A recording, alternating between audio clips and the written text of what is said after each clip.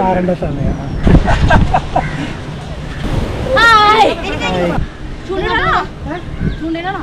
ചൂണ്ടടാ സൈക്കിളോട്ടായിരുന്നു.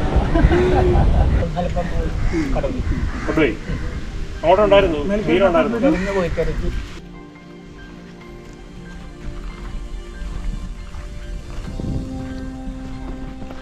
മറ്റേ പേരെങ്ങനെ? ജെഫിൻ. ഇത് അപ്പൊ കണ്ടക്കടവ് ചെല്ലാനം, കണ്ടക്കടവ് ചെല്ലാനം കടൽ ഭിത്തി ഈയിടെ നിർമ്മിച്ചല്ലേ? ഇവിടെ പ്രത്യേകതല്ലേ? നന്നായിട്ടുണ്ടോ? സൂപ്പറായിട്ടുണ്ട്. 7 കിലോ ഉണ്ടല്ലോ അവനെ.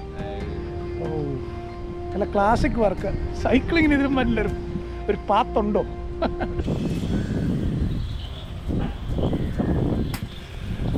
ചെല്ലാനം കടൽ ഭിത്തി നമ്മുടെ കൊച്ചിക്ക് കുറച്ച് തെക്കായിട്ട് പുത്തൻതോട് തൊട്ട് അങ്ങ് ചെല്ലാനം ഹാർബർ വരെ നീണ്ടു കിടക്കുന്ന കടൽ ഭിത്തിയാണിത്.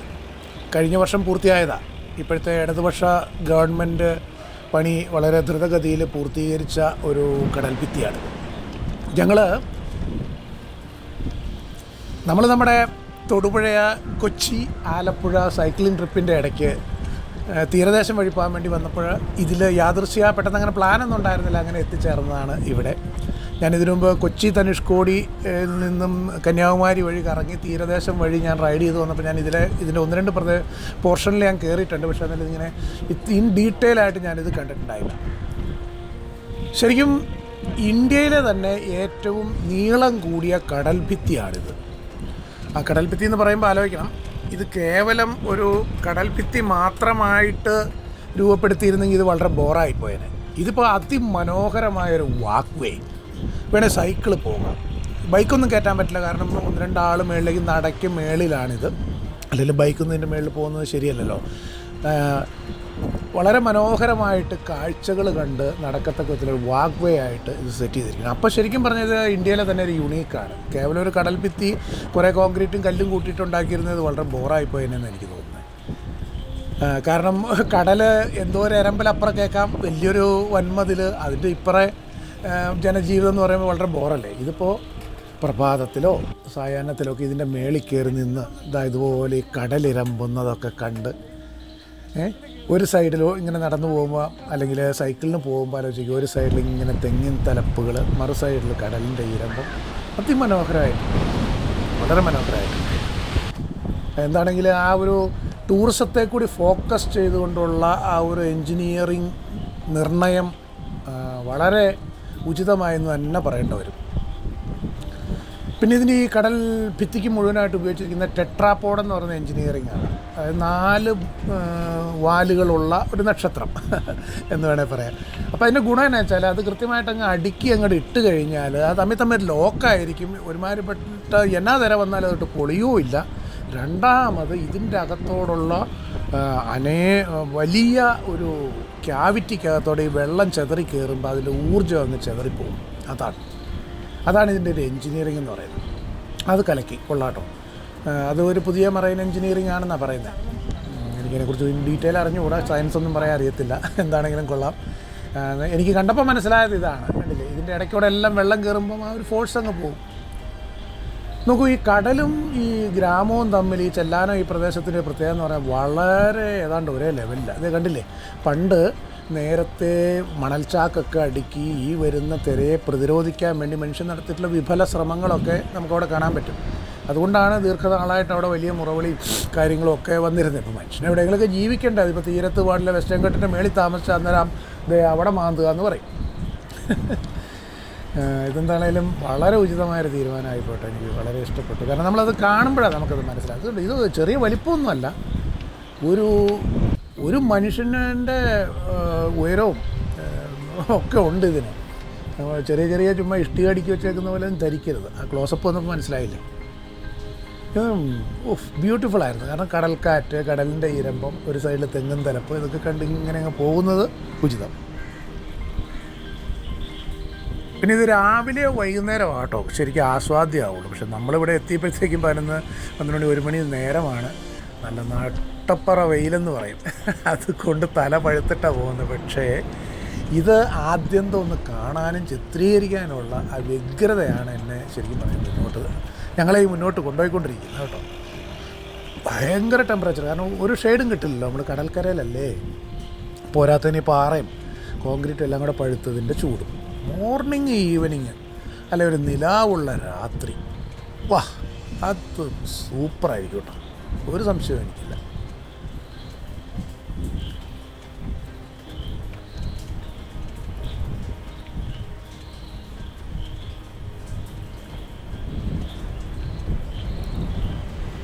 ഇനിയിപ്പോൾ എന്താണേലും ഈ ഭിത്തിക്ക് ഇപ്പുറത്തുള്ളവർക്ക് ചെറിയ കെട്ടിടങ്ങളൊക്കെ എല്ലാവരും ഇപ്പോൾ പാവപ്പെട്ടവർ വീടൊക്കെ നിർമ്മിക്കുക ലോണൊക്കെ എടുത്തല്ലേ, അപ്പോൾ അതൊക്കെ ധൈര്യമായിട്ട് നിർമ്മിക്കാമെന്ന് എനിക്ക് തോന്നുന്നു. കാരണം അല്ലെങ്കിൽ സാധാരണ പണിത് ചിലപ്പോൾ ഭിത്തിപ്പൊക്കം ആകുമ്പോഴത്തേക്കും കടൽ കൊണ്ടുപോയി കഴിഞ്ഞാൽ പിന്നെ പറഞ്ഞിട്ട് കാര്യമില്ലല്ലോ.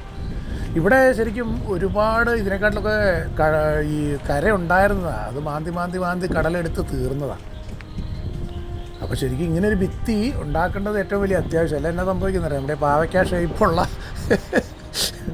കേരളത്തിൻ്റെ ഇവിടെ വന്നിട്ട് പുഴു കടിച്ച മാതിരി ഒരു വളവ് വന്നേനെ ഉറപ്പാട്ടോ. കാരണം ഇത് തമ്മിൽ ലെവൽ ആലോചിച്ച് നോക്കി. ഞാനീ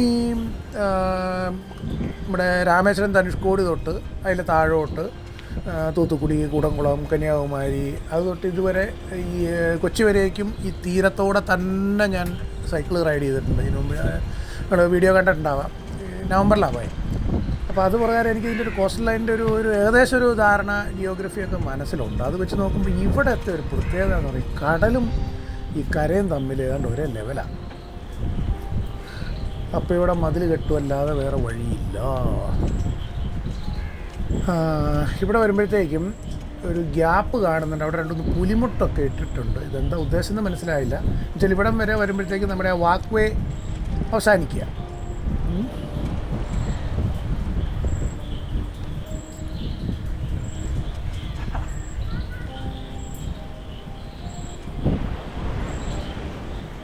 ഉണ്ടോ ഫോഴ്സുള്ള തിരകളൊക്കെ വന്നാൽ ഈ ടെട്രാപോഡിൽ അങ്ങ് ലയിച്ച് ചേരുക. അതാണ് ഈ ടെട്രാപോഡിൻ്റെ ഒരു എഞ്ചിനീയറിങ്. അതുണ്ടാക്കി ആരാ പോലും അതിൻ്റെ ഇൻവെൻഷൻ. ചെറിയ ഗ്യാപ്പൊന്നും അല്ല ഇതിൻ്റെ അകത്തോടെ.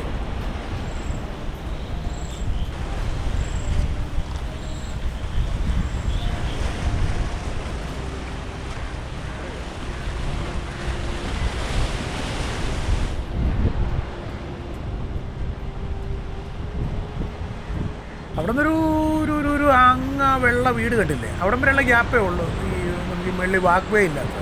ഞങ്ങൾ അവിടം വരെ പിന്നെ സൈക്കിൾ തള്ളിക്കൊണ്ട് അങ്ങനെ അങ്ങോട്ട് പോയി.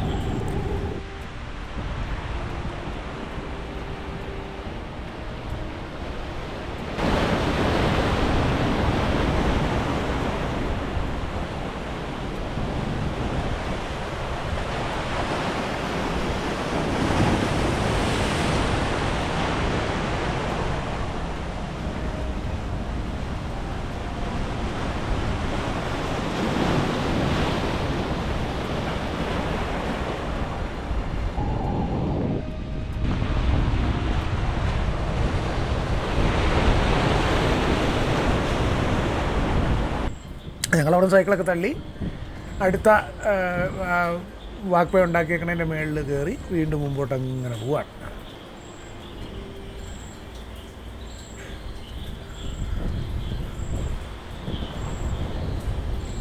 ഈ ഇവിടെയൊക്കെ ശരിക്കും പറഞ്ഞാൽ കടലിനേക്കാളിലും താഴെ കരാന്ന് തോന്നിപ്പോകും കേട്ടോ.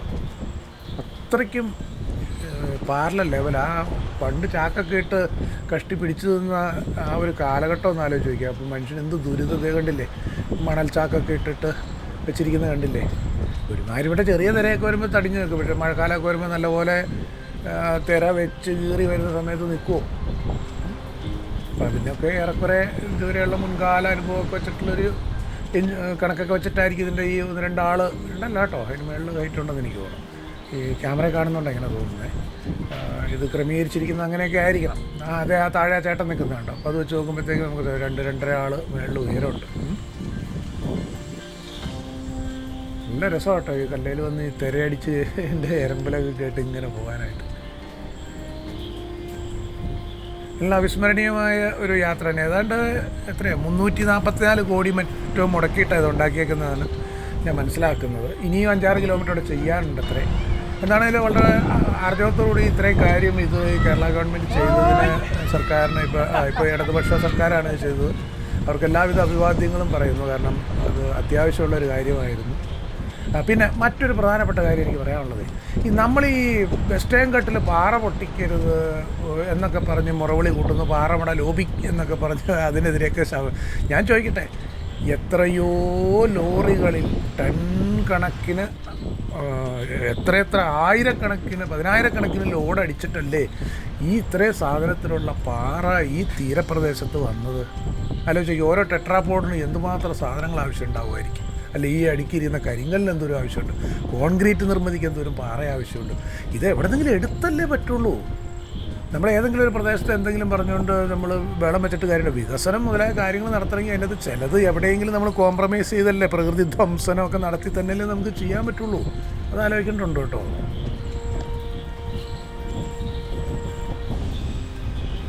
ഒരു ചേട്ടായി അതിൻ്റെ മേളിൽ കൂടെ അതിസാഹസികമായി നടന്ന് മൊബൈലിൽ പടമൊക്കെ പിടിച്ചുകൊണ്ട് പോകുന്നുണ്ട്. പുള്ളിക്ക് കടലും കാണണം, ഇതിൻ്റെ ഇടയ്ക്ക് കാല് കുഴി പോകാതെ നോക്കണം. ഇതൊക്കെ വേണമെന്നേ, അല്ലാതെ പിന്നെ രസമൊക്കെ വേണ്ടേ.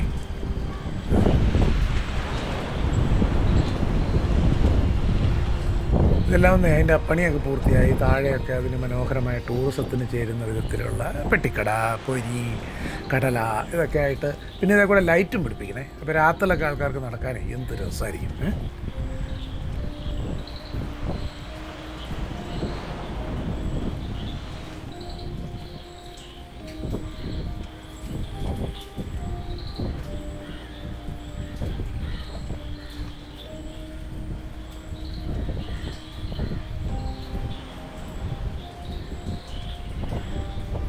ഈ സൈഡിലൊക്കെ നമ്മൾ സൂക്ഷിച്ച് നോക്കിയാൽ കാണാം, ഈ പണ്ട് തിര കയറിയിട്ട് സ്വപ്നങ്ങൾ നശിച്ചു പോയ വീടുകളൊക്കെ നമുക്ക് കാണാം, ഉപേക്ഷിക്കപ്പെട്ടു പോയ. എന്നാണെങ്കിൽ ഞാൻ പറയട്ടെ, ഒരു ചെറിയ ഒരു കൂരയാണേലും തല്ലി കൂട്ടണം എന്നുണ്ടെങ്കിലേ മനുഷ്യൻ്റെ എന്തുമാത്രം അധ്വാനവും ഒക്കെ വേണം അല്ലേ.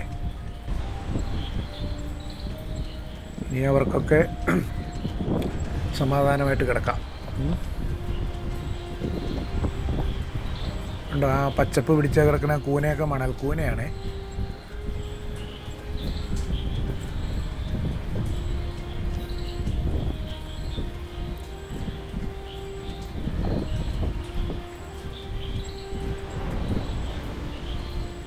രണ്ട് ചേട്ടന്മാർ നിൽക്കുന്നുണ്ട്. അവരോട് നമുക്കിതിൻ്റെ ഈ ഒരു പഴയ സംവിധാനം ഇപ്പോഴുള്ള മാറ്റങ്ങളെക്കുറിച്ച് എന്തെങ്കിലുമൊക്കെ ഒന്ന് ചോദിച്ച് മനസ്സിലാക്കാം. പിള്ളേരൊക്കെ കൂവി വിളിക്കുന്നുണ്ട്, രസമാട്ടോ. ഒരു വർഷത്തോളാണ്.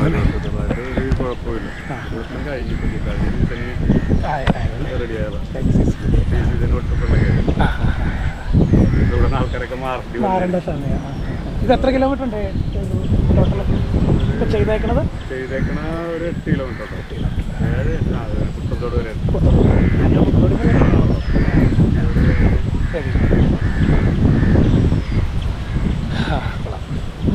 ശരി, ഓക്കെ.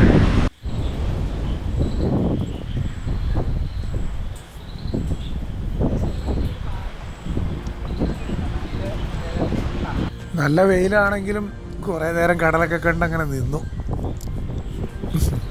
ഇതൊക്കെ ജീവിതത്തിൽ പോയാൽ ചിലപ്പോൾ ഒരുപക്ഷെ ഒരിക്കൽ മാത്രം വരുന്നതല്ലേ.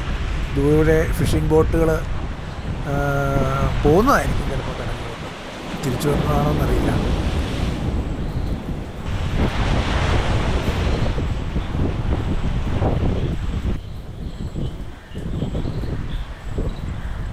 അങ്ങകലെ ആ കാണുന്നതിൻ്റെ അകത്താണ് ചെല്ലാനം ഫിഷിംഗ് ഹാർബർ എന്ന് തോന്നുന്നു കേട്ടോ. ഇവിടെ കുട്ടികളുടെ ഫുട്ബോൾ ഗ്രൗണ്ടൊക്കെ ഉണ്ടല്ലോ. രണ്ടും ചേട്ടന്മാർ പണിയൊക്കെ കഴിഞ്ഞ് മടങ്ങി വരുന്നുണ്ട്. ഒരു ഹായ് പറഞ്ഞു.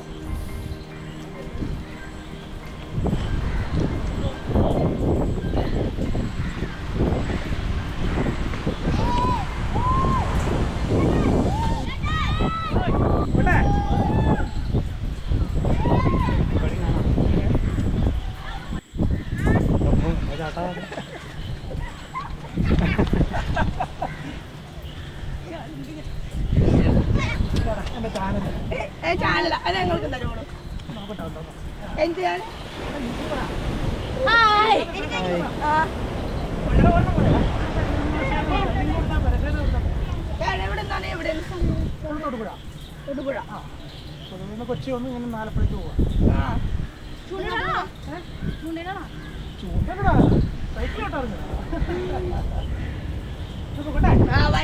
ഭക്ഷണം കഴിച്ചില്ല, വിശക്കണു. ഇനി എവിടെയാണോ ഹോട്ടലുള്ള?